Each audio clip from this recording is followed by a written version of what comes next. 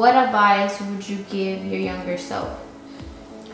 The advice I would give my younger self is love yourself. Honestly, it would be, you can't change who God has created you to be. Don't try to fit into mold of what everybody else wants you to be. To my younger self, I was very, very self-conscious. I was very naive and very fearful. I was a very, very fearful child and lonely child as well.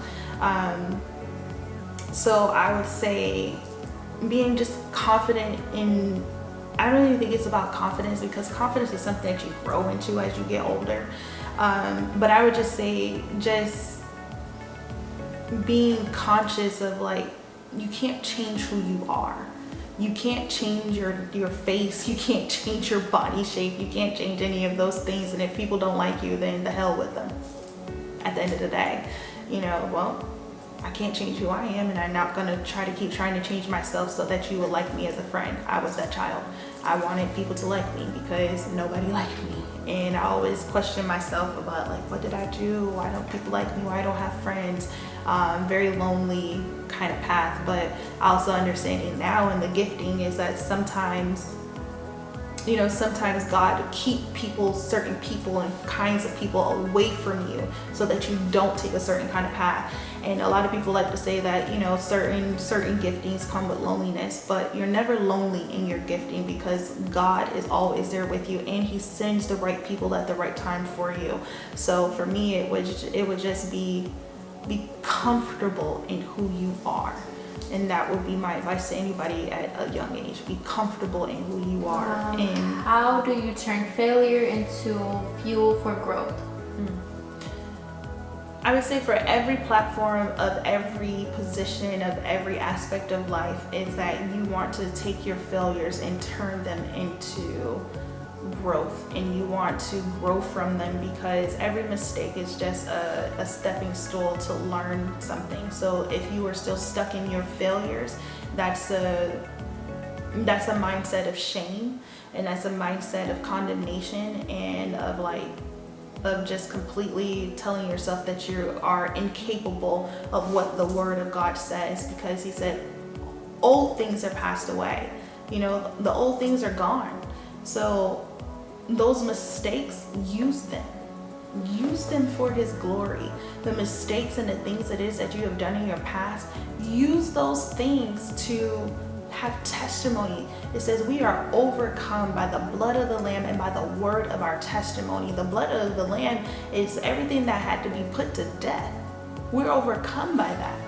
And so how do we go out? And that's why we have such a joy, such a joy of salvation, such a joy on the inside of us, is because we know all the things it is that we had done wrong. Man, look what the Lord has done. Look how good he is to me, that he has set me free from my addiction. He has set me free from self-hate. He set me free from all the sin and all the perverse things it is that I was doing.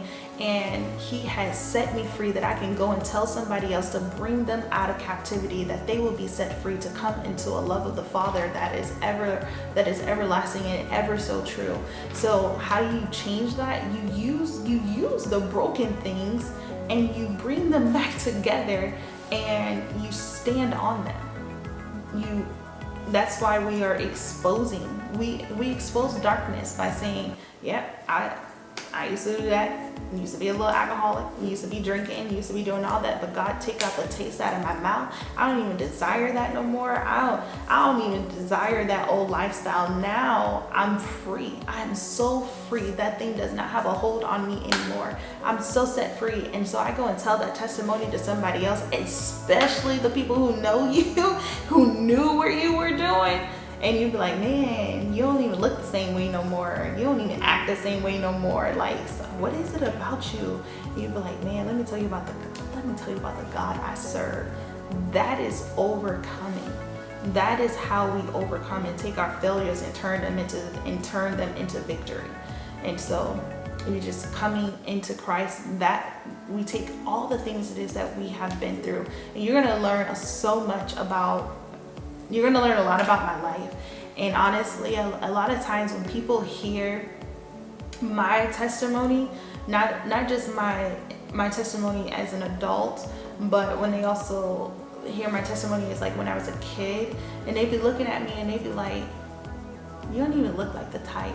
You don't even look like half of the stuff it is that you be talking about. I was like, I know. Isn't God good? He's that good. I don't even look like what I talk about. I don't even look like I've ever even been in the lifestyle. I don't. And I'll just give you a quick funny one. When I went to college, I'll never forget my first day of college, and I met my roommate at the time. When I met her, she was looking at me, she was just like, and she asked me, and I'll never forget this, is because it's probably the funniest thing I've ever heard. She's like, are you adopted? I was like, am I adopted? She was like, yeah, are you adopted? And I was like, no. And she was like, why would she asked me if I was adopted? And she was like, because your parents are so ghetto. And she, and because my mom has like a go-to, my stepdad, he has like a mouthful of goals, and like, I'm telling you, the stories are real. I promise you they real. And I just looked so just calm and elegant, and just like, and I was very soft-spoken, very quiet spirit, and it was just like, the math ain't mathing. This is not adding up. How did you grow up in this household? But that is the testimony of God. I don't even know, but hey, we here. So, but when we start talking about some of these things about life and really start getting into the meat, I promise you, the mouth is gonna open. And the reason why is because I don't look like what I've been through. I don't sound like it. I don't smell like it. There's no remnants. There is no perfume lingering on me at all. And because God is so true to his word that he said that I will preserve you. I will preserve you. I will keep you unto myself, because he already has a plan. He already has a purpose for us, and his plans are to prosper us, to give us a hope, and to give us a future. We're the one who just need to tap into it. We're the ones who just need to believe in it and believe him and take him at his word that it's true. So that was Your Generation with your big sis Kristen, and this was just a little bit of my mindset. So see you next week. Don't let anyone look down on you because you are young. Set the example in your words and how you live in love and faith and purity. Unashamed, unafraid, loud, and bold for Christ. This is your generation. God's generation, our responsibility.